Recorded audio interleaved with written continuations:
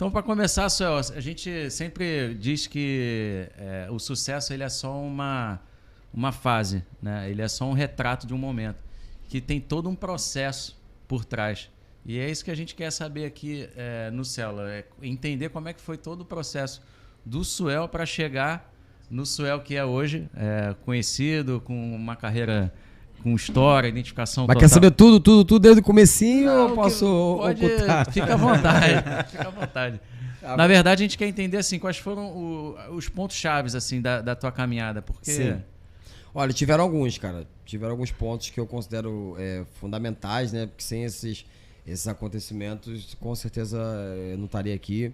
Então, eu vou ter que falar lá do comecinho mesmo, né? Não tem jeito. Eu, graças a Deus, sempre tive a certeza do que eu queria seguir para minha vida, que era cantar. Muita gente, às vezes, demora para encontrar ali o seu talento, né? Porque eu acredito que todo mundo tenha algum tipo de talento que, às vezes, está mal explorado. E, graças a Deus, eu, desde, sei lá, meus 9 anos de idade, eu já tinha certeza que eu queria ser cantor. Não sabia se eu ia conseguir ser um cantor de sucesso, porque isso ninguém consegue prever. Mas eu tinha certeza absoluta de que eu nasci para cantar. É o que eu gosto de fazer, nunca me passou pela cabeça fazer outra coisa. E tanto que não deu tempo. Com 17 anos eu gravei o primeiro álbum, com Imagina Samba, e já não fazia nada além de música, né? Já não jogava bola com os meus amigos. Tu já começou pela música mesmo? Comecei pela música, não, mas desde novinho eu já queria cantar, já começava a fazer música sem entender nem o que eu estava fazendo. Eu não sabia que eu estava sendo um compositor aos 9, 10 anos de idade. Era uma coisa que vinha muito natural de mim, eu pegava o papel e começava a escrever. É óbvio que as músicas que eu fazia naquela época eu não tinha nenhuma maturidade, mas para a minha idade já era uma coisa assim, né, realmente muito, muito bacana de ver. E eu brincava de ser cantor. A minha brincadeira favorita era de ser cantor. Eu pegava um pente da minha mãe e ficava cantando, ficava fingindo que eu estava num programa de televisão, esse tipo de coisa. Maneiro. Até que um dia eu pedi para minha mãe e meu pai me colocarem numa aula de cavaquinho. Fiz uma ou duas, eles não conseguiram mais pagar. Aí eu parei e ficou um pouco de lado essa questão. Logo, um pouco mais tarde, eu pedi para eles me colocarem numa aula de violão. Falei, agora o cavaquinho não deu muito certo, porque eles não conseguiram continuar pagando, tá? Mas o violão acho que vai. Aí fiz uma, duas também, não conseguiram mais pagar e parei de novo. Aí eu consegui encontrar uma alternativa que foi mais interessante, que foi comprar as revistinhas, né? Sim. Que numa revista eu consegui aprender, sei lá, umas 5, 6 músicas que vinha ali a cifra no final. Então eu aprendi, eu não sabia o que significavam as letras, mas eu vi o desenho posição, ali, né? da posição e tal, eu fui aprendendo a tocar, eu fui exercitando meu ouvido.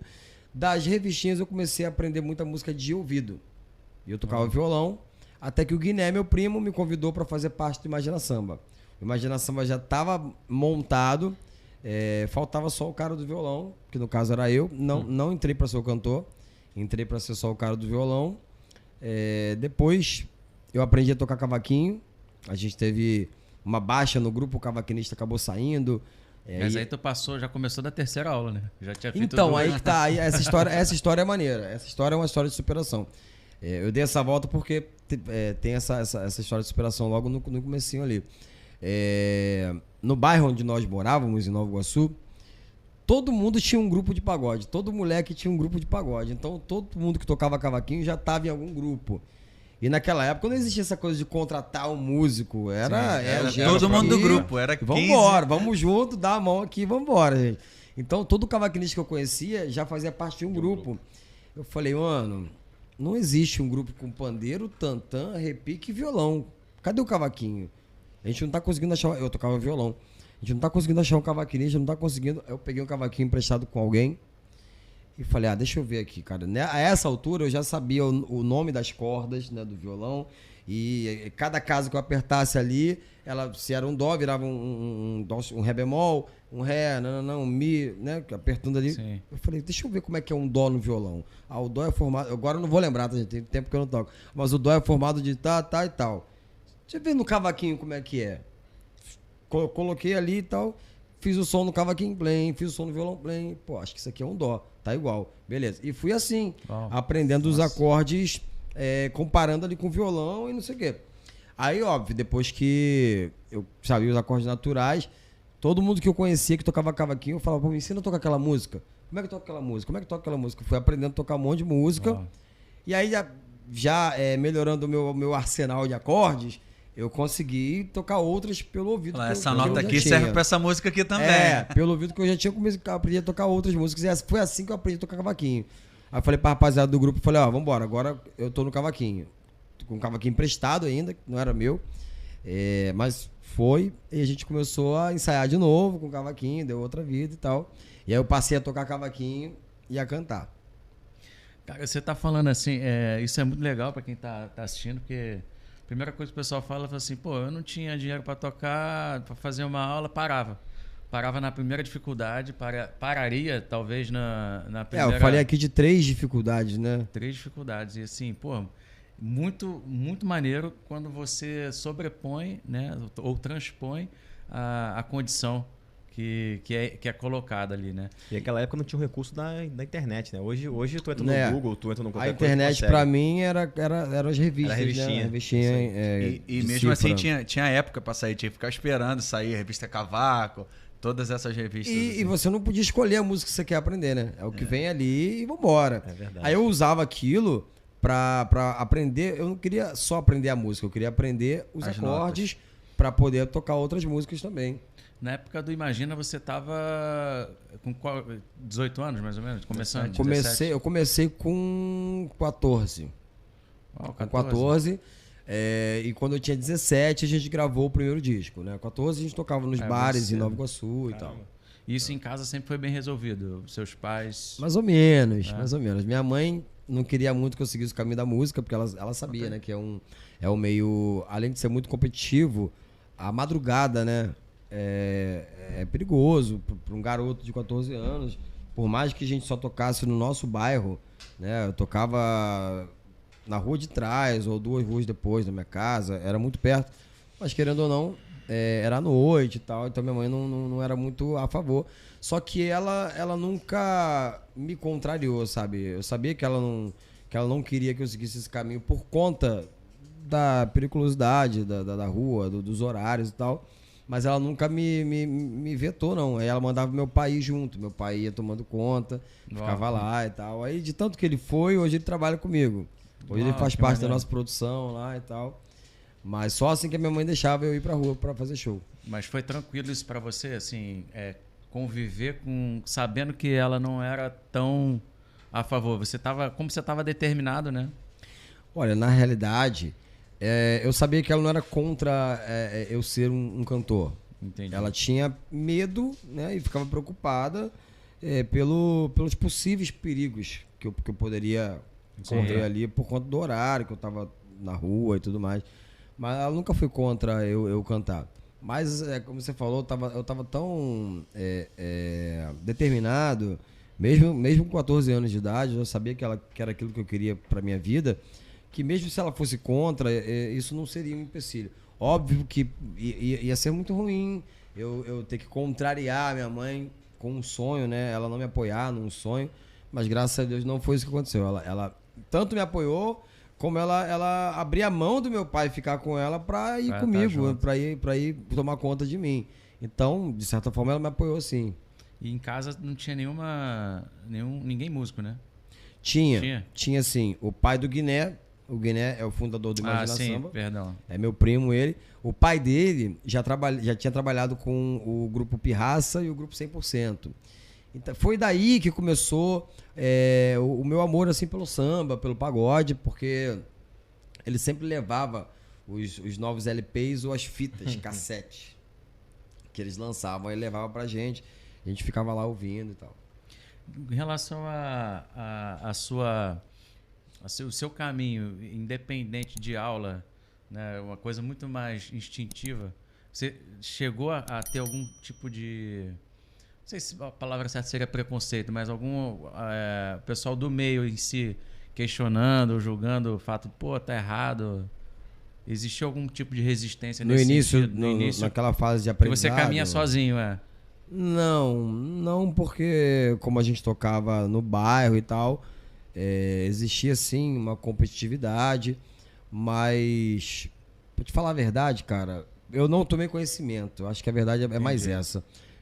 Porque se alguém julgou, Passou direto. eu não tava prestando atenção nisso. Eu tava tão focado na minha evolução que eu não lembro. Pra mim não teve. Pra mim não teve um julgamento, não. Porque eu sempre tive a humildade de ver alguém que tocava melhor que eu, por exemplo, e pedir pra me ensinar, pô. Por mais que o cara fosse de um outro grupo e tal, falava, cara, como é que tu faz aquele solo? Na nossa época, né, que a gente tocava, a tiração de onda do cavaquinista era saber fazer os solos, né? Os solos das músicas, os solos das músicas mais difíceis e tal. O cara que fazia todos os solos no pagode era o cara que, né, fechava. Ah, o cara, me ensina esse solo. Deixa eu ver como é que você faz essa parte aqui, essa parte ali. E aí, esse acorde que eu não conheço, esse acorde, me ensina aqui. Eu sempre perguntei. Porque eu sabia que eu tinha que evoluir, aquele cara podia me ajudar. Eu nunca vi como concorrente, assim. Mas você falou que começou como violonista, depois foi aprender o cavaco. Eu cheguei a tocar no Imagina Samba violão. A gente chegou a fazer uma apresentação, sim. Uma festa junina. E aí, o nosso cavaquinista na época teve que sair, porque ele foi se alistar. Ele queria servir. Eu não lembro agora qual era, se era Aeronáutica, Marinha, não lembro o que era, mas ele tinha um caminho ali e tal. E aí ele pediu pra sair. Foi onde a gente ficou sem cavaquinista um tempo e não conseguimos arrumar. Eu peguei, eu vou tocar, vou dar meu jeito, vou aprender, porque senão a gente vai ter que acabar com o grupo, né? Então eu peguei pra tocar. E a cantar, tu diz que já sabia que queria ser cantor desde os 9 anos de idade. Sim. Só que quando tu entra no Imagina Samba, tu entra pra tocar o violão. Tu disse isso aqui. Que já tinha um cavaquinista. E eu também já tava aprendendo a tocar violão por conta do Só Pra Contrariar. Na época tinha aquele programa Som Brasil, que sempre era homenageando um gênero artista musical, né? Às vezes era o sertanejo, às vezes era o rock e tal. Aí nesse dia foi o pagode. E me marcou muito quando o Alexandre Pires apareceu fortão, careca e tal, aquela mudança de visual que ele teve, né? E cantando, CD branco. E cantando pra caramba, aquele CD branco, exatamente. E a música era Depois do Prazer. Então tudo aquilo me fascinou, ver a transformação que ele teve e cantando muito melhor. E a música Depois do Prazer, como eu não tinha o hábito de ouvir rádio, eu era criança, a informação que chegava pra mim era só televisão. Hoje a gente ouve muito rádio no carro, né? Essa coisa toda. Criança não tem muito essa coisa de ouvir rádio. Meu pai não ouvia rádio. Minha mãe ouvia aos domingos o programa do Roberto Carlos, um especial que tinha com músicas do Roberto Carlos na Rádio Catedral. Mas assim, não era uma coisa comum de ouvir música na minha casa naquela época. Hoje não, hoje eu ouço. Mas a informação que eu tinha era pela televisão. Então quando eu vi a música Depois do Prazer, que o solo era de violão, falei, cara, que coisa linda, o violão, pai, o cara cantando. Falei, é isso que eu quero ser, cantor e violonista. Foi a que me pegou. A referência ali, né? Aí completa. Você ia falar. Não, aí quando tu entrou no Imagina Samba, tu disse que entrou pra tocar o violão. Daí tu começou a cantar também. Como é que foi? Como é que tu chegou a ser o cantor do Imagina Samba? Porque, pelo que eu entendi, pode ser que eu tenha entendido errado, tu entrou pra tocar o violão. Entrei pra tocar o violão, o Guiné era o cantor, né? Mas naquela época do Imagina, todos nós estávamos aprendendo. O pagode estava numa fase tão incrível, né? Ali final dos anos 90. O grupo Imaginação começou em 98. Então todo mundo queria ter um grupo de pagode, tá? A galera montou o grupo e foi procurar o que queria tocar. Foi o grupo inverso. Não foi montado porque tinham 5 moleques que tinham um talento para tocar determinados instrumentos. Não. Eu quero ser um artista de pagode. Eu gosto de pandeiro, vou aprender pandeiro. Eu gosto de tantã, vou aprender tantã. E o meu caso também foi esse. Eu gostei do violão, vou aprender o violão. Então a gente montou o grupo com todo mundo aprendendo ainda. E nessa época o cantor era do Guiné, ele estava se dedicando ao pandeiro e na hora de cantar, às vezes, ele não conseguia cantar e tocar junto e tal. Aí como tava todo mundo aprendendo, isso é super natural. E aí pra não dar aquele buraco, né? No ensaio eu começava a cantar junto. Aí a galera do grupo falou, pô, deixa só eu cantar também. Aí a gente começou dividindo os vocais, eu e ele e tal. No show ele ainda cantava, mas acabou que eu acabei puxando mais essa responsabilidade de cantar. Entendi.